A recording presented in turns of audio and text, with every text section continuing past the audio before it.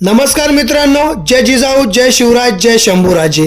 मित्रांनो, आजच्या व्हिडिओमध्ये आपण स्वराज्यातील एका अशा मावळ्याबद्दल माहिती घेणार आहोत की त्याचं नाव जरी ऐकलं तरी सर्व मावळ्यांना त्याचा अभिमान वाटेल. पण त्याचा एक वेगळा इतिहास जो बऱ्याचशा मावळ्यांना अजून माहिती नाही आणि जो माहिती झाल्यानंतर एक वेगळा धक्का सर्वांना बसेल असा एक शूरवीर मावळा म्हणजे संभाजी कावजी. नाव जरी ऐकलं तरी अफाट ताकदीचं व्यक्तिमत्व डोळ्यासमोर उभं राहणार.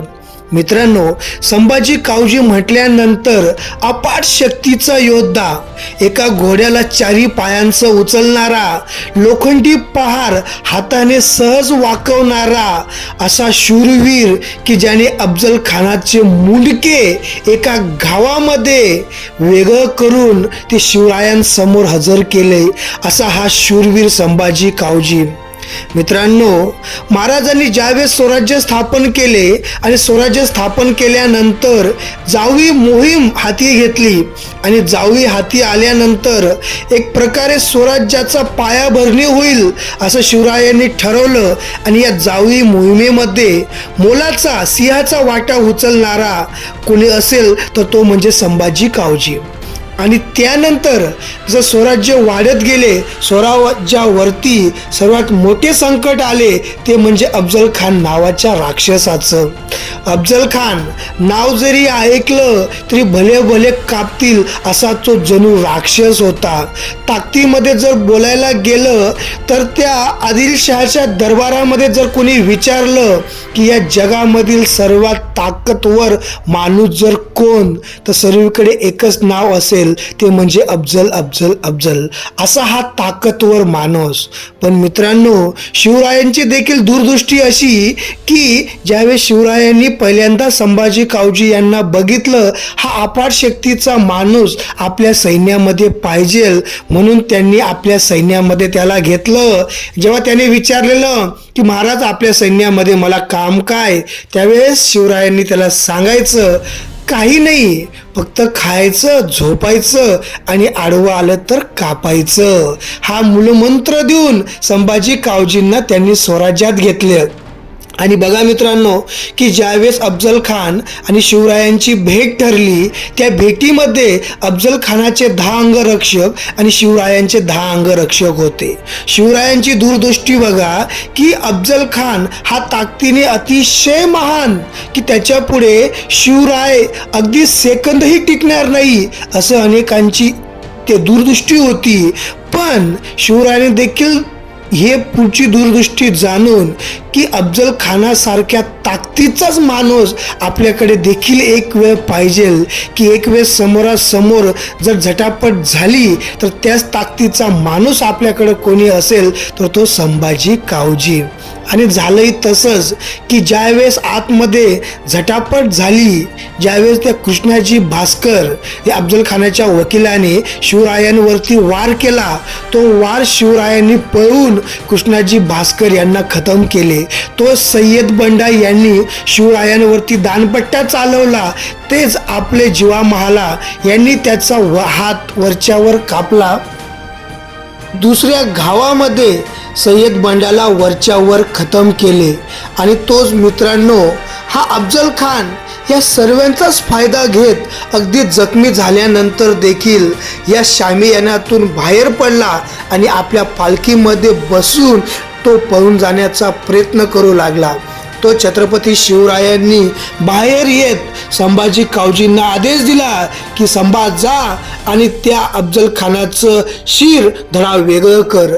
तो संभाजी कावजी शिवरायांचा आदेश घेऊन थेट अफजल खानाच्या त्या पालखीकडे गेला आणि त्या भोवळ्यांना अडवून या अफजल खानाचं मुंडकं हे शिरा वेगळं केलं आणि तो महाराजांकडे घेऊन आला. मित्रांनो, यामध्ये बघत असाल या युद्धामध्ये तर महाराजांच्या 10 अंगरक्षकांनी पुढं या अफजल खानाच्या 10 अंगरक्षकांचा खात्मा केला. महाराजांचा एकही अंगरक्षक हा त्या ठिकाणी धारातीर्थ पडला नाही. पुढे प्रतापगडावरती जाऊन या सर्वांचा मान सन्मान महाराजांकडनं करण्यात आला आणि त्यामध्ये सर्वात मोठा मान सन्मान हा जीवा महाला तसेच संभाजी कावजी यांचा करण्यात आला. आणि यानंतर मात्र स्वराज्यामध्ये संभाजी कावजी नाव हे आजपर्यंत अजरा अमर झाले. हा मित्रांनो संभाजी कावजी यांचा इतिहास आपण बघितलेला आहे की त्यांचं नाव काढल्यानंतर देखील त्यांचं अंगरक्षक म्हणून आणि अफजल खानाचं शिर तळापासून वेगळा करणारा योद्धा म्हणून घेतलं जातं. पण पुढे मित्रांनो या संभाजी कावजीचा मृत्यू छत्रपती शिवरायांच्या आदेशानुसार झाला. तो कसा की मित्रांनो या युद्धानंतर महाराजांनी आदिलशहाचा अतिशय मोठा असा प्रदेश हा काबीज केला. त्यामध्ये पन्हाळा किल्ला हा देखील काबीज केला आणि या पन्हाळा किल्ल्यावरतीच महाराज असताना सिद्दी जोहर या आदिलशहाच्या सरदाराने या पन्हाळा किल्ल्याला वेढा टाकला आणि या वेड्यामध्ये महाराज अटकले. आणि त्याच ठिकाणी पुढे त्या ठिकाणी बादशहाचा मामा औरंगजेबाचा मामा म्हणजे शाहिस्ते खान हा लाखोची फौज घेऊन त्या ठिकाणी स्वराज्यावरती चालून आला, पुणे येथे चालून आला. यावेळेस मात्र सर्वांनाच कळून चुकले की एकीकडे आदिलशहाच्या सरदाराने सिद्दी जोहरने शिवाजी राजांना या ठिकाणी किल्ल्याला वेढा देऊन पकडले आहे, तर दुसरीकडे लाखोंचं सैन्य घेऊन स्वतः त्या ठिकाणी बादशहाचा मामा स्वराज्यावरती चालून आला. आता महाराजांचं काही खरं नाही. म्हणून अनेक सरदार त्या ठिकाणी वतन वाचवण्यासाठी त्या ठिकाणी शाहिस्ते खानाकडे त्या ठिकाणी रवाना झाले. त्याचमध्ये एक बाबाजी होनप म्हणजे संभाजी कावजी यांचा मित्र हा देखील त्या ठिकाणी शाहिस्ते खानाकडे जाऊन त्याच्या फौजेमध्ये हा सामील झाला. मात्र पुढे छत्रपती शिवराय पन्हाळ्याचा वेढा तोडून स्वराज्यामध्ये वापस आले आणि वापस आल्यानंतर त्यांनी एके दिवशी संभाजी कावजींना बोलवून त्या ठिकाणी त्यांना विचारण्यात करण्यात आली की बाबाजी होनप हे तिकडं का गेले. पण त्याचा विपहार्यास काढून संभाजी कावजी यांना राग आला आणि या रागाच्या भरामध्ये ते पण स्वतः शाहिस्ते खानाला जाऊन मिळाले आणि शाहिस्ते खानाकडे गेल्यानंतर आपली अफाट ताकद त्यांनी या शाहिस्ते खानाला दाखवल्यानंतर शाहिस्ते खान यांनी त्याच्या ताकदीवरती खुश होऊन चाकण जवळील मलबार ठाण्याची जबाबदारी संभाजी कावजींना दिली. मात्र शिवाजी महाराजांना हे समजल्यानंतर त्यांना खूप वाईट वाटलं. पण आपल्या स्वराज्यामध्ये प्रदीर्घ काळ राहिलेला हा माणूस, आपल्या सैन्याची माहिती असणारा, आपल्या जे काही डावपेच असतात त्याची माहिती असणारा माणूस हा दुश्मनांच्या ताब्यामध्ये गेलेला हा चांगलं नाही. म्हणून त्यांनी प्रतापराव गुर्जर यांना आज्ञा दिली आणि संभाजी कावजी यांना खतम करण्याचा आदेश दिला. शेवटी शिष्य कितीही मोठा झाला तरी तो गुरुपेक्षा मोठा होत नसतो असंच म्हटलं जातं. आणि या ठिकाणी शिवाजी महाराजांच्या आदेशानुसार प्रतापराव गुर्जर यांनी मलकर ठाण्यावरती हमला केला आणि आपल्या अफाट ताकदीच्या जोरावर देखील तो विजय मिळवू शकला नाही आणि प्रतापराव गुर्जर यांनी शेवटी संभाजी कावजी यांना ठार केले. मित्रांनो, असा हा इतिहास ऐकल्यानंतर एक वेगळीच धक्का आपल्याला बसतो की ज्या माणसाने शिवरायांसाठी अगदी आपल्या प्राणांचं बलिदान देण्यासाठी तयारी दाखवली आणि त्याला शेवटी शिवरायांच्या आदेशानुसार मरण यावं.